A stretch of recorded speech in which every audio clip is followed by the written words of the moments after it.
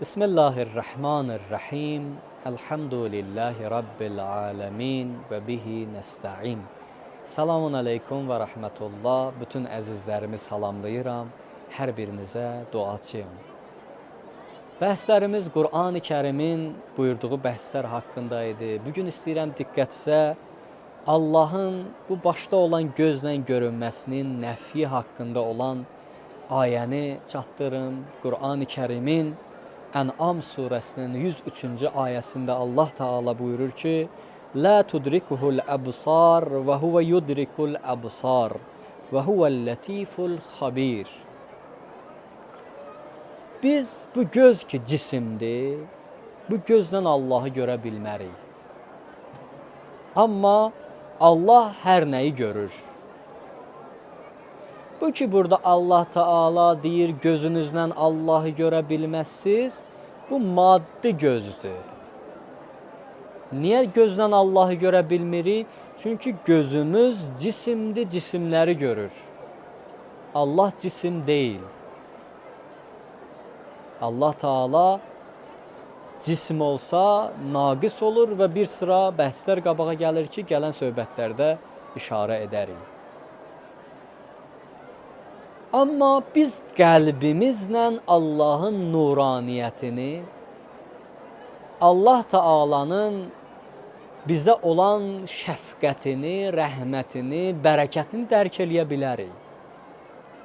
Necə ki, Mövlamız Əmir əl-Möminin Əli əleyhissalam buyurur ki, mən görmədiyim Allaha ibadət etmərəm. Niyə Həzrət belə buyurur?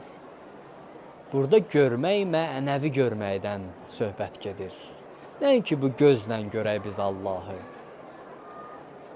Həzrət bir hədisində buyurur ki, "Ma ra'aytu şey'an qablahu ba'dahu ma'ahu və fihi." Allahı görməmişdən qabaq, yəni deyir ki, Allah Teala'nı bir şeyi görəndən sonra, görəndən qabaq, görən zaman Allahı da görürəm. Həzrət istəyir bizə başa salsın ki, gördüyün bütün bu yaradılışlar hamısı Allahın yaratdıqlarıdır. Gördüyün bütün bu məxluqat Allahın yaratdığıdır. Bütün bu məxluqat səni Allahı xatırlatmalıdır. Bunları görməklə sanki Allahı görürsən. Soruşdular Həzrət, ya Əmir əl-Möminin, necə Allahı görə bilirsən? Həzrət buyurur ki, Allahı başda olan bu gözlə deyil, qəlb gözü ilə görmək lazımdır. Gördüyün hər bir şey sənə Allahı xatırlatmalıdır. O şeyi görəndə, görməmişdən qabaq, görəndən sonra daim Allahı xatırlamalısan, Allahı düşünməlisən. Əgər belə olsa, əgər bu işi görsən, sən olursan Allahın sadiq dostlarından, sadiq bəndələrindən. Budur ki, Allah Teala öz dostlarını seçir, Əli əleyhissalamı və onun dostlarını seçir, olur Allah dostları, Allah bəndələri. Biz Allahı mənəvi gözümüzlə dərk eləyə bilərik. Hədisdə İmam Sadiq əleyhissalamdan oxuyuruq ki, Həzrət bu hədisə izah verir. İnnəl əbsara la tudriku. Başda olan bu gözlər Allahı dərk eləməz. İlla maləhu ləvnun. Çünki bunlar rəng olan bir şeyi görür, keyfiyyət olan bir şeyi görür. Vallahu xaliqul əlvani vəl keyfiyyə. Amma Allah bütün yaradılışların Allahıdır, xaliqidir, yaradanıdır.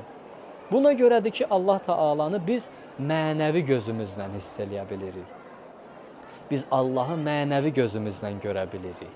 Maddi, cismi gözlə görmək mümkün deyil. Bəziləri deyir ki, təəssüflər olsun, Allah deyirlər, nə bilim, qiyamət günündə oturacaq, ayağı bir tərəfdən, nə bilim, ayağı ərşdən sallanacaq. Amma Qur'an-ı Kərim bunu nəf eləyir. Qur'an-ı Kərim bunun əksin buyurur. Nauzubillah, Allah cisim deyil, biz onu təsəvvür eləyək bir maddi bir şey kimi.